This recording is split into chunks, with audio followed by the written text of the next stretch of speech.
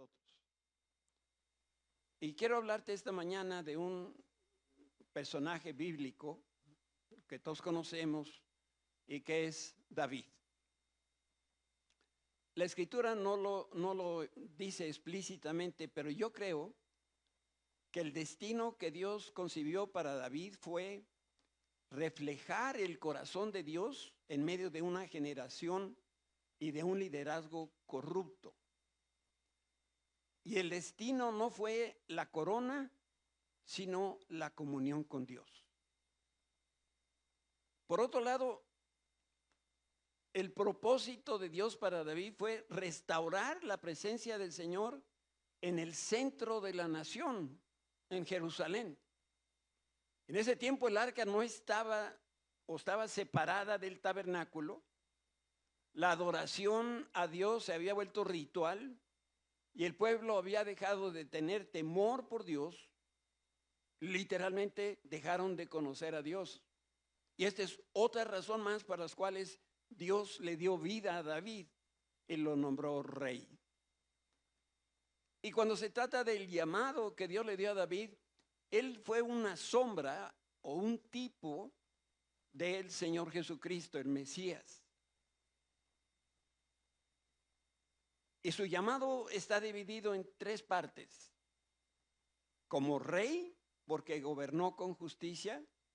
Como sacerdote, porque ministró delante de Dios en adoración y alabanza. Y eso lo leemos en los himnos, en los salmos, lo leemos en algunos libros del Antiguo Testamento. Y también obró David como profeta, porque habló por el Espíritu Santo del Mesías que estaba a 1000 años de distancia. Cuando uno ve las cosas con esta óptica, la pregunta que uno se tiene que hacer es ¿cómo lograría Dios hacer todo esto en David? Porque al final del día, David era como tú y como yo. Déjenme decirles que David estudió y se graduó con honores en la Universidad de Saúl. El rey Saúl fue el mejor tutor y maestro que pudo tener David.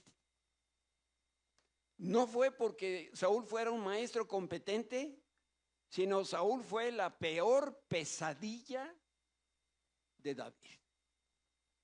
Pero esto no fue un accidente, esto fue por diseño divino. Esta fue la universidad y ahí no solamente logró la licenciatura, también la maestría y varios doctorados. Nada más de estar con este hombre. El rey Saúl no aprobaba que el pueblo de Israel admirara a David. No soportaba ver que David prosperaba hasta llegar el momento donde el pueblo lo seguía, lo consideraban un héroe nacional. Y Saúl llegó el momento que no pudo contener toda esa maldad que había en su mente y en su corazón. Y tratando de imaginar qué era lo que le pasaba a Saúl, déjame ver si estas palabras ayudan.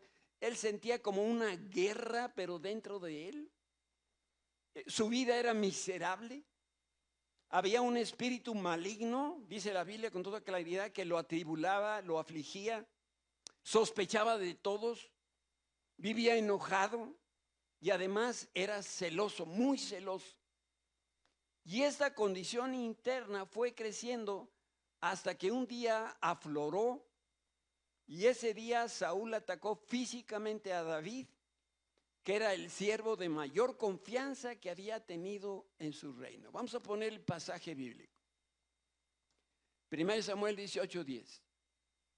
Al día siguiente un espíritu atormentador o un espíritu maligno de parte de Dios abrumó a Saúl y amenazó a desvariar como un loco en su casa. Y David tocaba el arpa tal como lo hacía cada día. Pero Saúl tenía una lanza en la mano. Y de repente se la arrojó a David, tratando de clavarlo a la pared. Pero David, dice aquí este pasaje, lo esquivó 2 veces. O sea que al menos tenía 2 lanzas, o fue y le lanzó a la uno y luego fue y la recogió y se la volvió a aventar. Para que tú dimensiones el peligro que vivía David y lo deschavetado que estaba Saúl, dice la Biblia que al menos 6 veces Saúl intentó matar a David. O sea, esto no era un accidente, no se le chispó la lanza. No, con 6 momentos clave donde intentó Saúl matar a David. Como era evidente, la presión en David empezó a aumentar de pasos agigantados y era como una bola de nieve que crece mientras baja por una montaña. Si recordamos a David, era un pastor de ovejas. ¿Qué enemigos tienen los pastores de las ovejas? ¿Ustedes saben? Pues así como enemigos ninguno. A las ovejitas sí les amenazan los osos o los lobos, pero de hecho es una profesión casi solitaria. O sea que David no conocía lo que era estar en sociedad, ni mucho menos tener enemigos. Y no sabemos cómo se sentía David, pero la Biblia sí nos dice cómo se sentía Saúl. Dice que después Saúl tenía miedo de David. Fíjese, otra de las versiones de la Biblia dice, Saúl estaba temeroso de David porque el Señor estaba con David, pero el Señor se había apartado ¿de quién? De Saúl. La conducta de Saúl era toda disparatada, incongruente. Y nada más por un momento pensemos cómo es posible que la persona que lanzaba la lanza estaba atemorizado de la persona que quería atravesar. La paradoja aquí es que el que tenía el arma tenía miedo del que no la tenía. Es como si te atracan en la calle con una pistola y tú no tienes pistola y el que te está atracando tiene miedo de ti.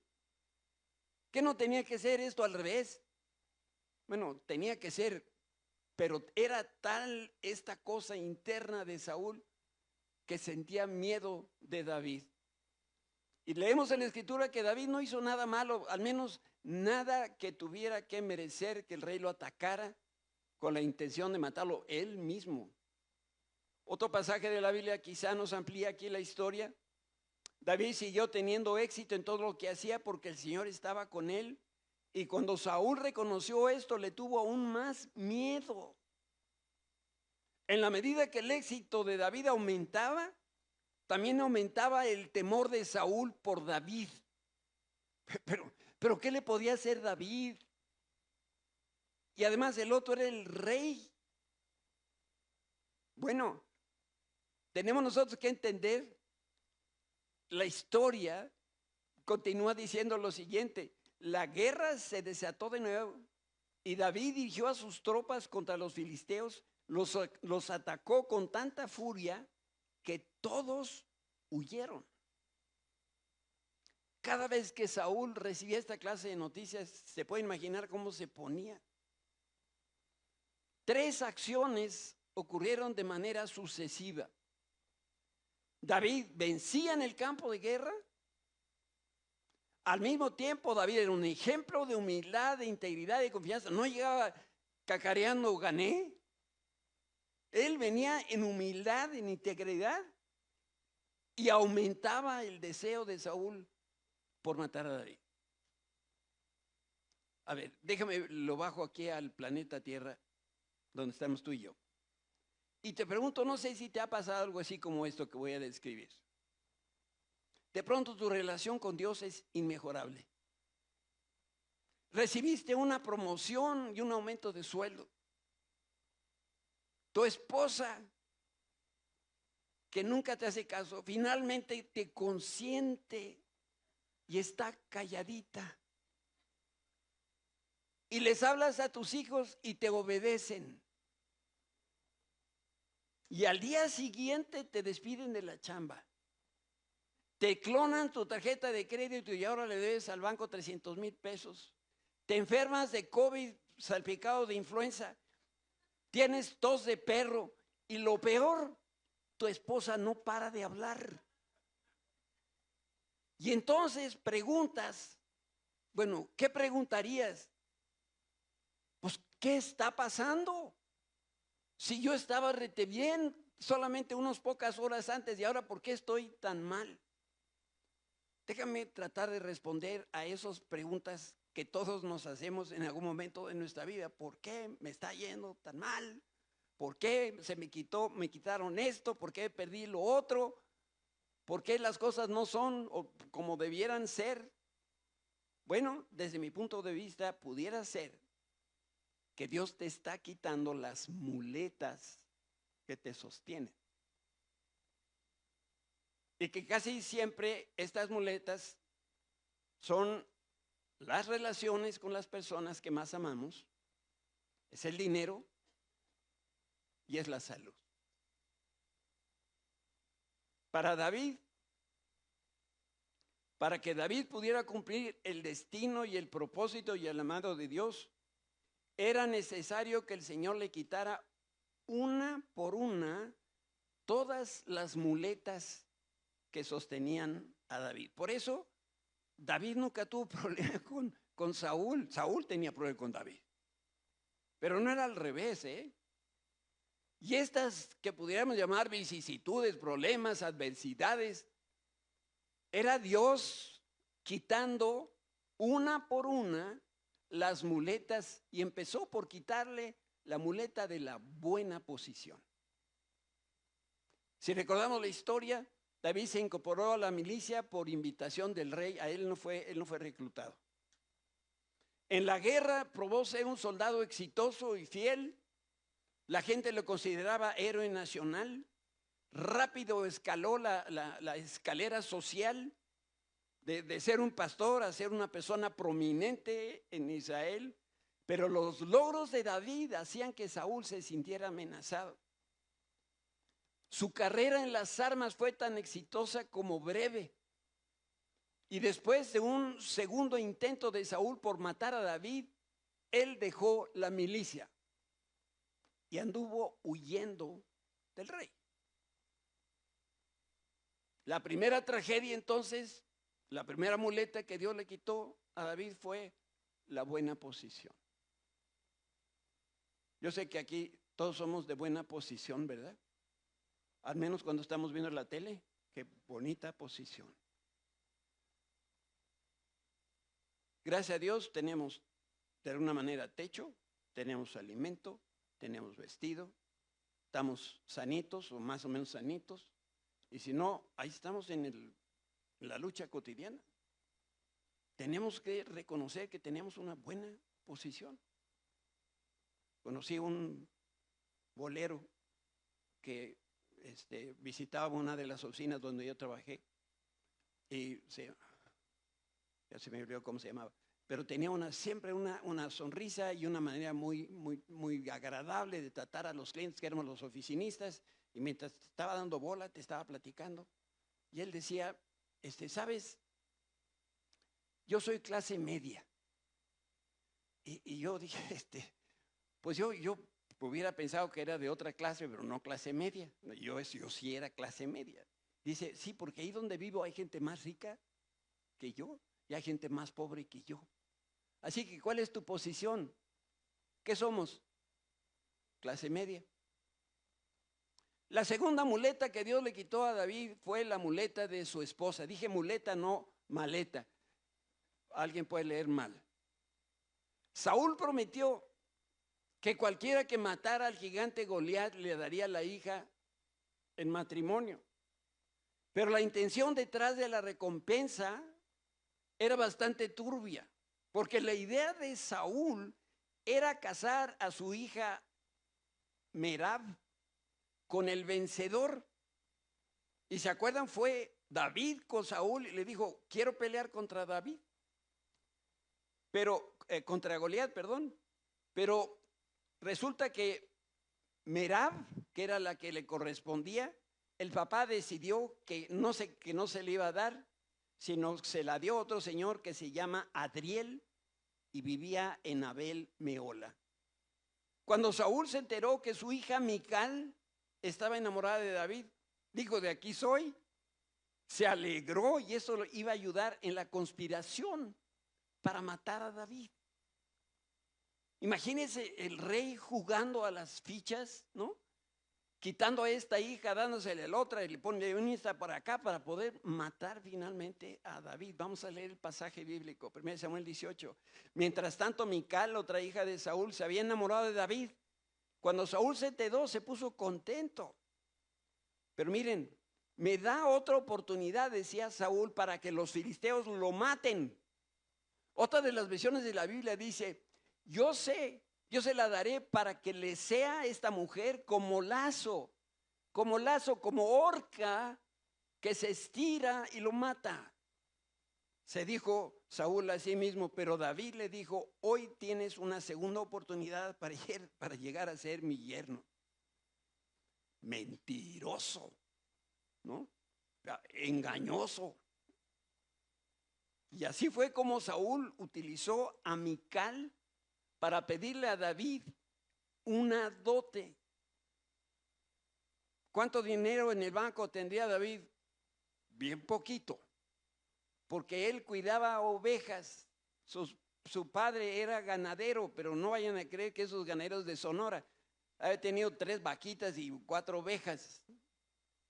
Y se le ocurrió a Saúl pedirle una dote consistente en 100 prepucios de filisteos. ¿Sí saben lo que es un prepucio? Si no, pregunten a GPT. Ahora imagínate a David matando, dice la Biblia que no le trajo nada más 100, le trajo 200. O sea que cuando menos o los mató a los 200 o le dijo, ahí me dices que siento cosa. Y fue, ¡purrum!, le quitó aquello. Por supuesto que Saúl no tenía ningún interés en el trofeo de guerra. Lo que él quería era que los enemigos de Israel mataran a este candidato a yerno. Así que David combatió a los filisteos, mató a cuando menos 200 enemigos para poder pagar la dote de Saúl. Y al ver el resultado, Saúl tuvo más miedo y creció su deseo por matarlo. Inmediatamente después que David huyó de Saúl, David se dirigió a casa de su esposa. Entonces, ¿con quién se casó? Con Mical. Entonces Saúl mandó tropas para que vigilaran la casa de David. Se les dio la orden de que mataran a David cuando saliera a la mañana siguiente, pero Mical, la esposa de David, le advirtió, si no te escapas esta noche te matarán por la mañana. Así que ella lo ayudó a salir por la ventana y él huyó y escapó. Ahora resulta que David era prófugo de la ley, huía del suegro, pero todo esto solamente era un complot de Saúl para matar a David. En esta escena vamos a ver un principio del reino de Dios. Todo lo que siembras, cosechas. Y Saúl recibía de sus hijos lo mismo que él hacía con sus súbditos, engañar y mentir. Y como era de esperarse, el papá enfrenta a la hija, le reclama por la mentira y porque ayudó a David a escapar. Y entonces la Biblia lo describe de esta manera. ¿Por qué me traicionaste así y dejaste escapar a mi enemigo? Le reprochó Saúl a Mical. Y la niña le responde, tuve que hacerlo, contestó ella, me amenazó con matarme si no lo ayudaba. Esto parece como las telenovelas venezolanas. Malas. Que nos quede clara la historia. David no amenazó a su esposa. Después que huyó de esta relación con Mical, nunca la relación entre ellos volvió a ser la misma. Incluso Saúl dio a esta hija, Mical, a otro hombre en matrimonio. Abusados, no va a decir que cuando llegues a tu casa, tu suegro ya te ha entregado a tu hija o la que tú llamas esposa, ya se la dio a otro. Eso estaba haciendo el papá con sus hijas. No, este hombre realmente era difícil, ¿eh? Por otro lado, todo hace indicar que Mical realmente no ayudaba a David por gusto. Por el contrario, estaba de alguna manera haciendo lo que el papá quería, y ese enojo que provocó hizo que el yerno o ex yerno ahora huyera de ellos. No solamente de Saúl, también de Mical. Dios le quitó a David la muleta de Samuel. Más o menos te estoy tratando de narrar la historia de manera cronológica. David salió corriendo por montes y colinas buscando un sitio seguro donde poderse escoger.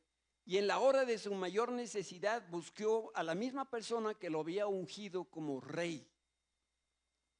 Y así es como lo dice la Escritura. Así que David escapó y fue a Ramá para ver a Samuel y le contó todo lo que Saúl le había hecho. Y entonces Samuel llevó a David a vivir con él a Nayot. ¿Por qué se fueron a Nayot? Y esto es bien interesante. Más que una ciudad, Nayot era un conjunto de viviendas en la región de Ramá, pero era un centro profético que Samuel había establecido. Era una comunidad, una escuela de profetas. De manera que llevar a David a Nayot era ponerlo bajo la cobertura profética. Más que protegerlo físicamente, Samuel lo llevó donde estaba la presencia del Espíritu de Dios, porque a lo mejor fue traicionado por una mujer o fue traicionado por un hombre, pero Dios nunca iba a traicionar a David. Y entonces con toda sabiduría Samuel se lo llevó para estar entre los profetas. Así que David y Samuel se fueron a Nayot, pero alguien fue con el chisme con Saúl. Y otra vez David tuvo que huir, pero en esta ocasión David perdió a Samuel. Nunca más lo volvió a ver. Todavía hay otra muleta. David pierde la muleta de su mejor amigo. Estamos viendo cómo de manera gradual David perdía una a una todas sus muletas. Y lo que lo sostenía artificialmente, Dios se lo fue quitando. No sé si ves la enseñanza aquí. Muchas veces nosotros tenemos la confianza en cosas materiales, en personas, en puestos de trabajo, en influencias que tenemos o cualquier otra cosa. En la edad, en la salud. Cuidado, porque puede venir el Señor a empezar a quitarte una por una esas que tú consideras son cosas importantes, pero se han convertido en muletas. Podemos imaginar que con cada muleta menos, también el pobre David iba perdiendo cierta estabilidad emocional. No me extrañaría que David se sintiera a ratos apachurrado por las circunstancias, por las adversidades que lo golpeaban. Y cuando sintió que ya estaba perdiendo piso, David clamó con angustia buscando a su mejor amigo, que es Jonatán. Y en ese momento David huyó de Nayot de Ramá y encontró a Jonatán. ¿Qué he hecho?, exclamó David. ¿Cuál es mi delito? ¿Cómo ofendí a tu padre para que esté tan decidido a matarme? Otra de las versiones de la Biblia dice, ¿cuál es mi maldad o cuál mi pecado contra tu padre para que me busque, para que busque mi vida? Y Jonatán le respondió, no es cierto, contestó Jonatán. Pues sí, a él no lo perseguían. No vas a morir. Mi padre siempre me cuenta todo lo que piensa hacer, aún las cosas más pequeñas. Sé que mi padre no me ocultaría algo como esto, sencillamente no es cierto. Y David le responde. Entonces David hizo un juramento delante de Jonatán y le dijo, tu padre sabe perfectamente bien acerca de nuestra amistad, por lo tanto se dijo a sí mismo, porque si había alguien que conocía a Saúl era David, no le diré nada a Jonatán, ¿para qué lastimarlo? Pero te juro que estoy a solo un paso de la muerte, le dice David, te lo juro por el Señor y por tu propia alma. Pocos versículos en la Escritura tienen estas palabras. ¿Por qué? Porque Moisés en la ley escribió: nunca tomes el nombre del Señor tu Dios en vano, no jures. Y Jesús lo ratificó diciendo: que tu sí sea sí, que tu no sea no, para que no andes jurando. Pero tal era la situación que estaba viviendo David, que le juró no solamente por Jonatán, estaba orando por Dios mismo. Y a pesar de la buena voluntad de Jonatán, la vida de David de verdad pendía de un hilo. Y después del encuentro de los dos amigos, Jonatán se fue en una dirección, David en otra, y empezó otro calvario para David. Dios le quitó la posición económica, la posición social que tenía. La esposa le quitó a Samuel y ahora le estaba quitando a su mejor amigo. Ahora sí, yo creo que ya no hay otra, ¿verdad? Pues sí había otra todavía. David pierde la muleta del respeto por sí mismo. Pocas cosas son tan terribles como cuando nosotros nos perdemos el respeto a nosotros mismos. Dice 1 Samuel, capítulo 21, entonces David escapó de Saúl y fue donde el rey Aquis de Gat. Si tú no conoces la historia bíblica, pues dices, pues, no entiendo qué tiene que ver esta cosa. Es que es bien importante. ¿Por qué David se fue a Gat? Gat era la ciudad capital de los enemigos de Israel. Hazte de cuenta que David se fue a meter al pentágono de los filisteos. Y peor que entrar en la boca del lobo, David se metió al campamento del rey de los enemigos de Israel. Y no solamente eso, fue a buscar al jefe de los ejércitos, ¿de quién? De Goliat. A ese ya se lo había echado.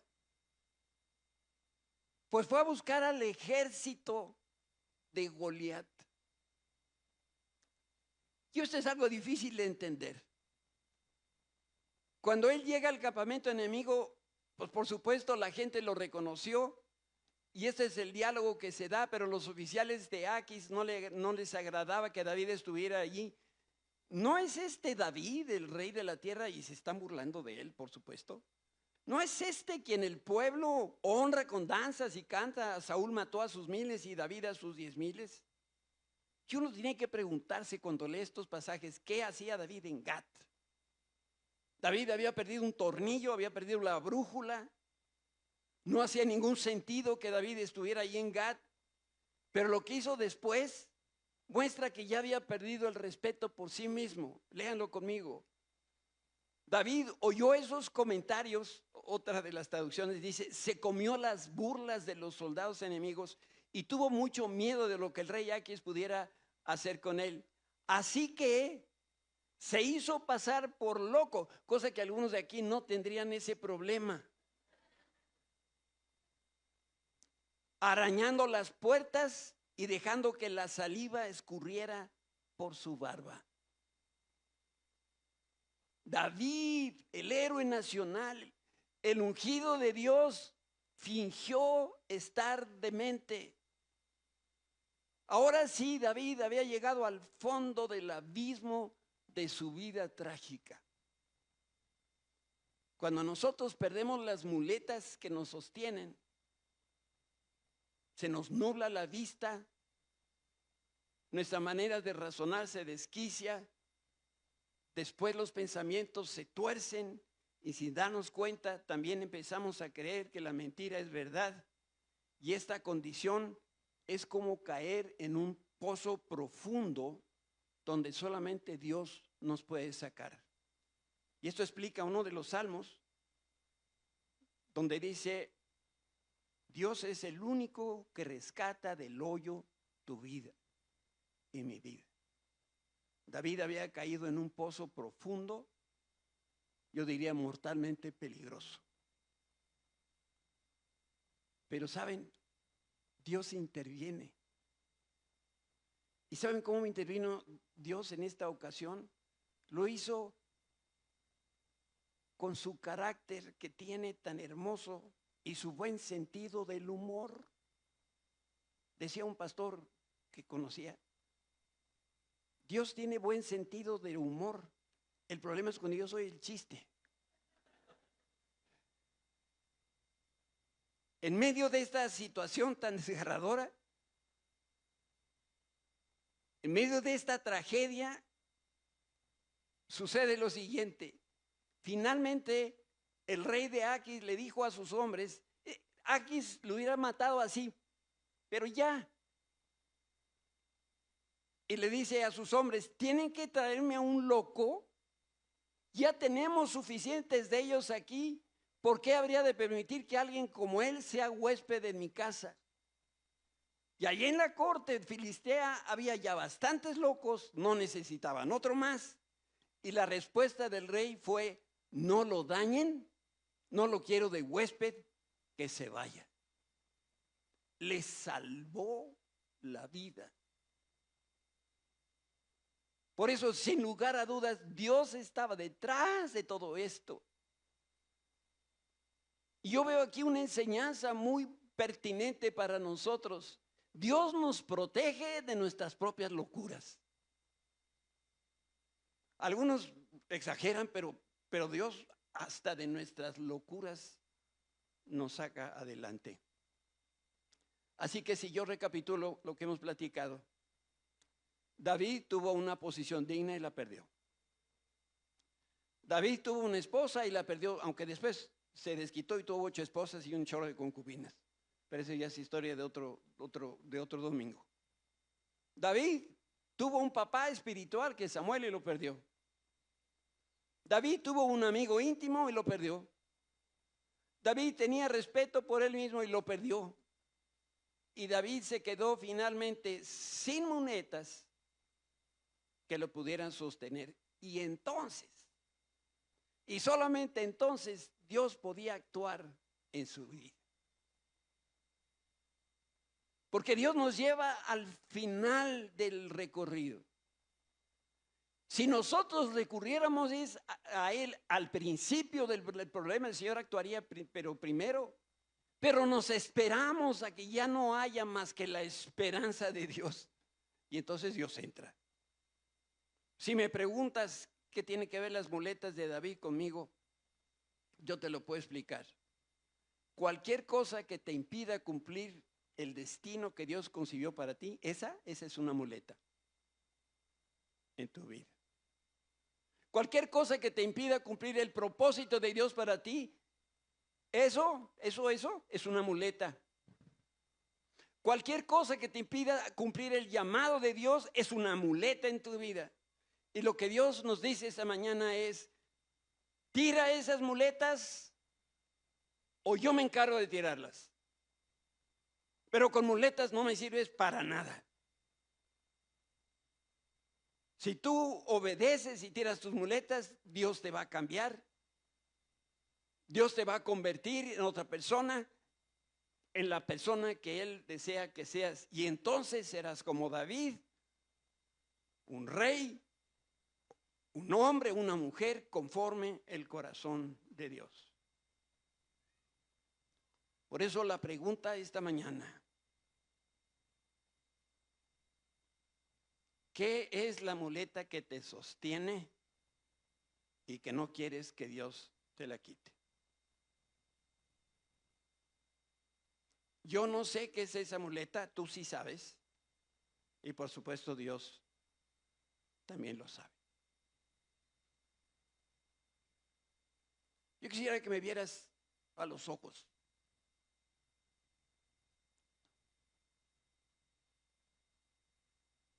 Esta muleta pudiera ser el temor a entregarte totalmente a Dios.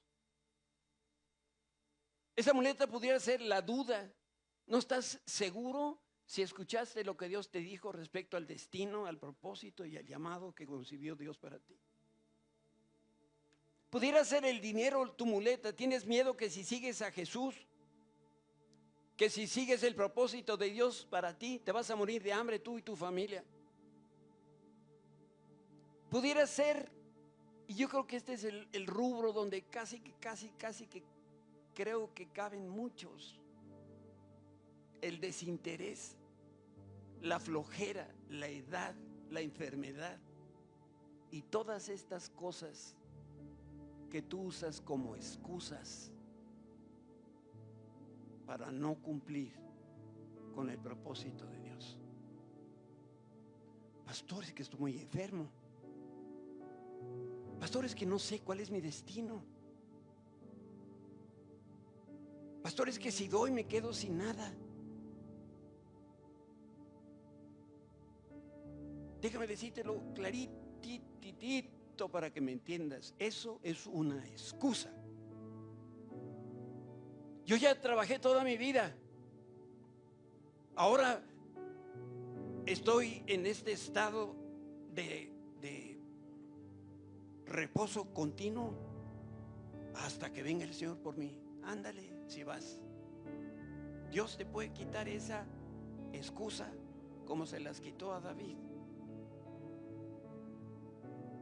¿Ya trabajaste toda tu vida?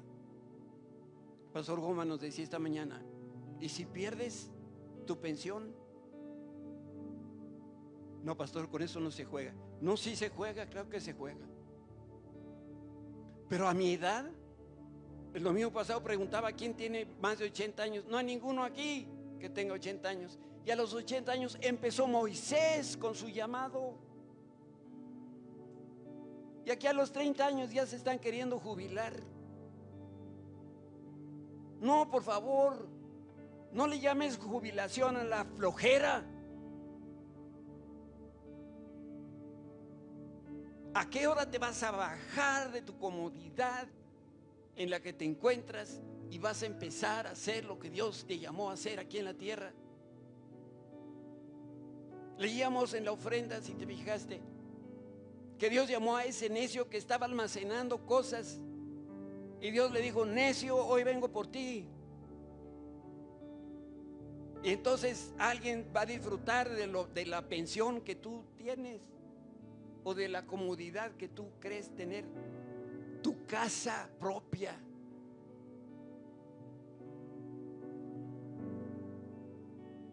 Yo no sé cuál es la muleta, pero Dios te dice en esta hora: tira tu muleta. Y entonces vas a ver lo que es el poder de Dios operando en tu vida.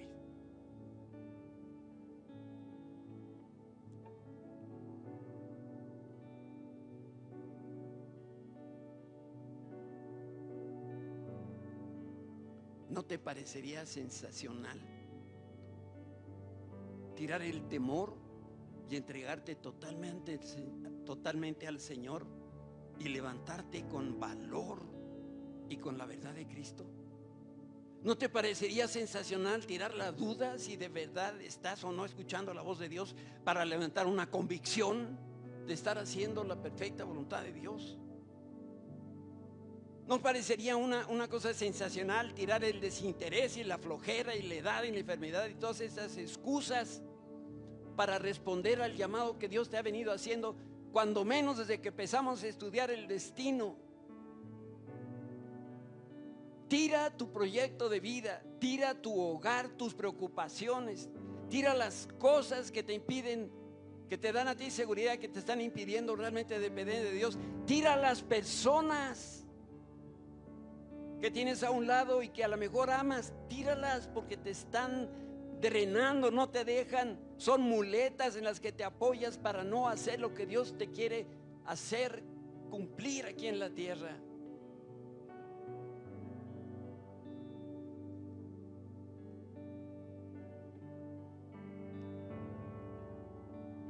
Quiero terminar preguntando una vez más: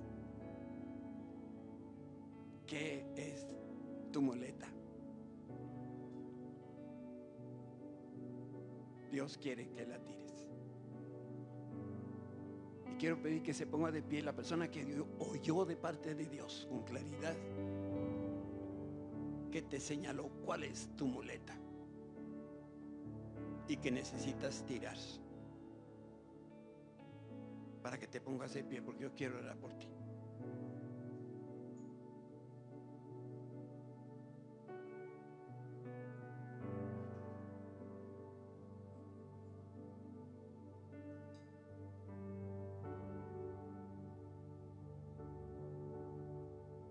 No hay mejor cosa.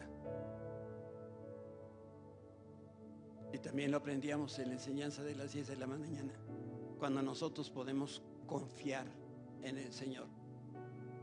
Si tú tiras tus muletas, confía que el Señor te va a sostener. Confía que Él te va a dar lo que tú necesitas. Confía que lejos de perder estás ganando. Confía que por fin el propósito de Dios para tu vida se va a realizar. Y mañana a primera hora sal y busca ese trabajo. Inmediatamente toma medidas para que esta palabra no se pierda y realmente traiga el propósito para el cual Dios la envía. Cierra tus ojos para que oremos juntos. Y yo, mientras voy a orar, tú habla con el Señor y identifícate con Él y dile: Señor, yo sé que es esta muleta.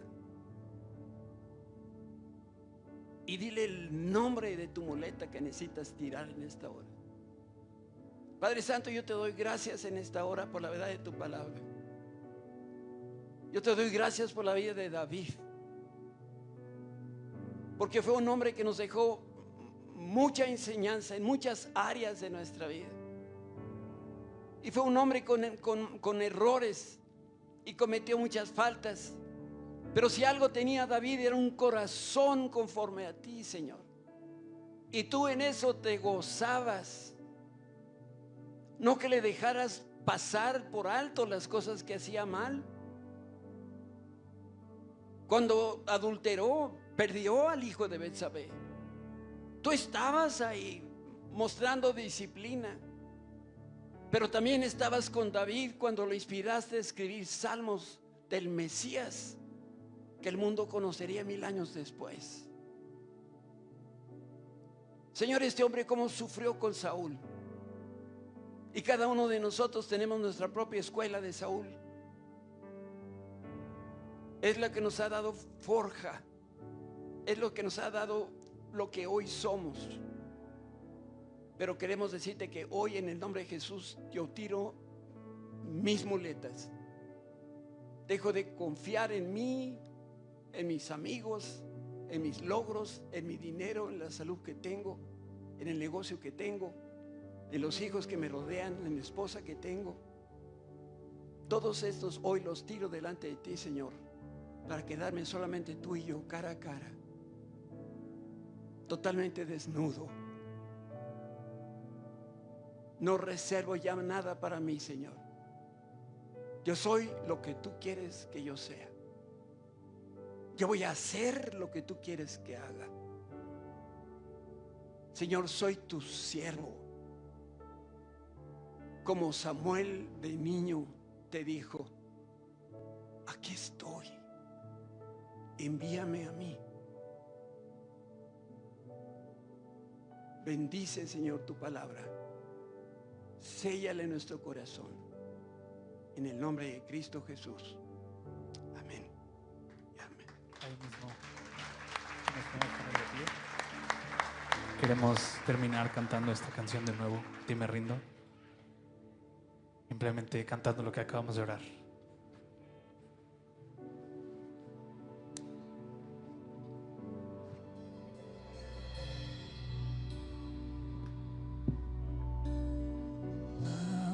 Ante ti postrado estoy aquí, te rindo mi ser, te rindo mi ser.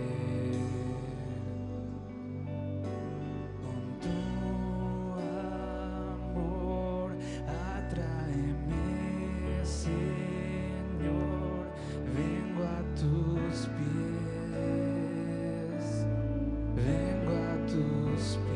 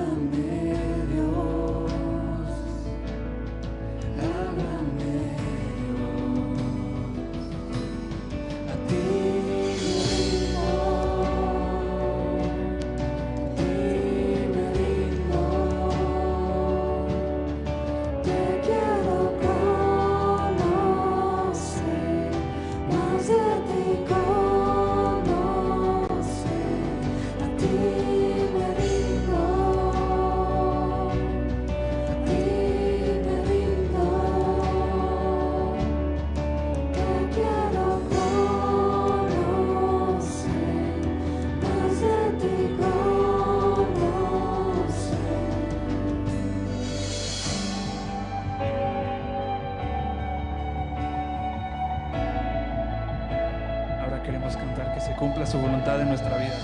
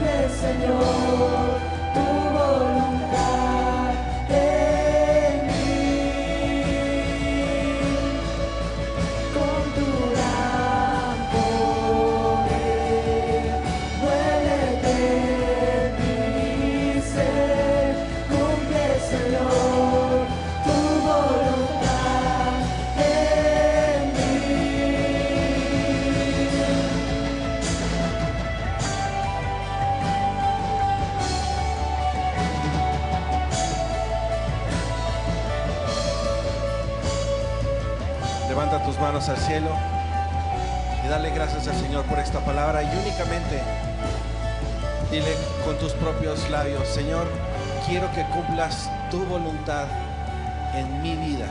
Lo único que quiero que se cumpla es tu voluntad en mi vida. Padre, te damos gracias. Yo te pido, Señor, que este mensaje que hemos escuchado el día de hoy quede guardado, plasmado, impreso en nuestro corazón, y únicamente, Señor, que se cumpla tu voluntad en mi vida. No más muletas. Si en algo nos vamos a afianzar es en ti. Tú eres nuestra roca, tú eres nuestra fortaleza, y queremos, Señor, que en todo momento el poder de tu Espíritu Santo sea el que nos guíe, el que trace el camino, y poder, Señor, estar confiados, tranquilos, seguros que eres tú el que está detrás de todo esto, y poder realmente descansar en ti. Yo te alabo y te bendigo y te doy gracias, Señor, por este mensaje tan increíble que tú nos has dado. Y, Señor, yo bendigo los labios de nuestro pastor. Gracias por esta serie de pláticas que hemos escuchado, que han sido de mucha bendición. Te alabamos y te bendecimos en el nombre de Cristo Jesús. Amén. Dale un fuertísimo aplauso al Señor. Amén.